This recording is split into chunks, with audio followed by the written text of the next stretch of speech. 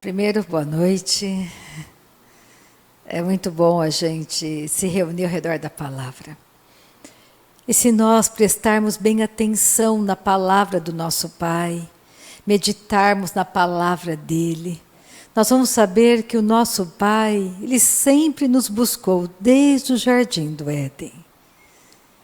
Quando Deus viu que Adão havia feito a escolha errada, quando Deus olhou e viu que um outro tipo de raça foi criada lá no jardim do Éden. Adão foi criado filho de Deus. Mas quando ele desobedeceu, ele deixou de ser filho e passou a ser criatura de Deus, criação de Deus. Não era mais filho.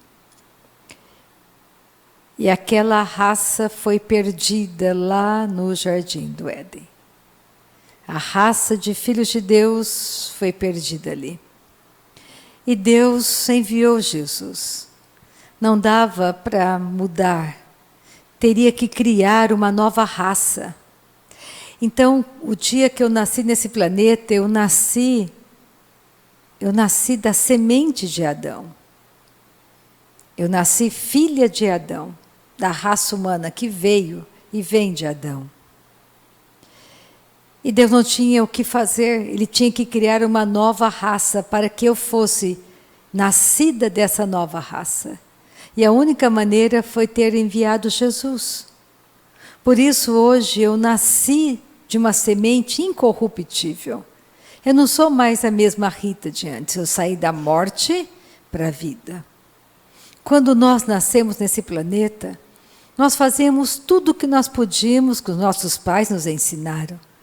Mas o entendimento que nós tínhamos de Deus era dentro de um espírito que estava morto.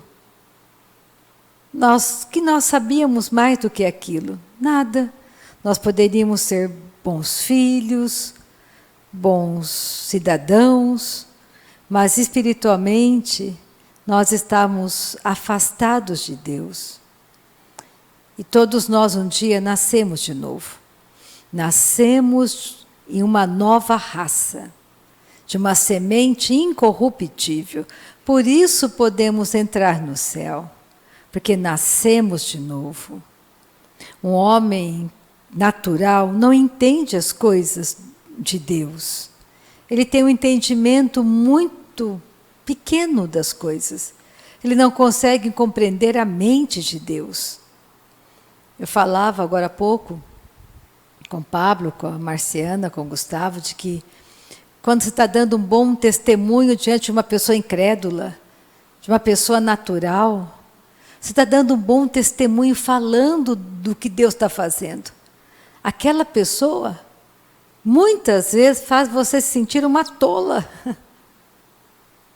Ela tenta te fazer sentir que você não é nada, que é tolice o que você está falando, que é surreal. Só que você está com a verdade, você não tem que sentir vergonha de dar o seu bom testemunho de Cristo. Você que tem que saber que aquela pessoa diante de você é limitada, ela está aprisionada na morte, ela não entende, ela não consegue compreender Deus. Lembra quando Jesus foi diante daquela mulher do poço de Samaria? Jesus disse, olha, Deus está procurando verdadeiros adoradores, que o adorem em espírito e em verdade. Para você ser um verdadeiro adorador, você tem que ter a mesma natureza de Deus. O verdadeiro adorador é aquele que tem a mesma natureza de Deus. Esse é o verdadeiro adorador. Aquele que está morto espiritualmente, ele adora um Deus falso, ele não pode adorar a Deus. Porque espiritualmente ele está morto. Ele pode ajoelhar, ele pode chorar, ele pode louvar, ele pode ter uma voz maravilhosa, mas ele não pode adorar a Deus. Ele não tem a mesma natureza de Deus. Então, quem é o verdadeiro adorador? Aquele que é nascido de Deus, que faz parte da família de Deus. Quando Deus deu os 10 mandamentos, o primeiro deles: não terás outro Deus além de ti, só adore ao único Deus. Adore a mim. Esse é o primeiro mandamento, adorar o Deus verdadeiro. Isso significa que nós precisamos compreender que o mundo, ele traz muitas coisas para nós, coisas que não jamais irão nos levar num caminho bom, que vai te tirar do caminho verdadeiro. É por isso que quando você olha para o Jardim do Éden, você entende que a morte entrou no planeta Terra por causa do pecado. O salário do pecado é a morte. Quando Adão errou, a morte entrou no planeta Terra. Éramos para nunca passar pela morte. A gente odeia a morte, a gente não gosta da morte. A morte é uma intrusa para nós. Nós não fomos criados para morrer. Nós somos criados para viver eternamente. É por isso que, por causa da corrupção na carne do homem, do espírito dele morto, Deus olhou para a terra e viu que a corrupção estava muito grande. Se o homem vivesse muitos e muitos anos aqui, seria um caos. Então Deus limitou a vida de um homem a 120 anos. E o que é 120 anos perto da eternidade? Nada. Lá é a verdadeira vida. Lá é o nosso lugar, não é aqui. Aqui nós temos que fazer a melhor escolha, o maior milagre. O maior milagre que Deus fez foi fazer o homem nascer de novo. O novo nascimento é o maior milagre que um homem poderia receber, é nascer de novo. Quando a gente vai para o Antigo Testamento, que é sombra, pega comigo.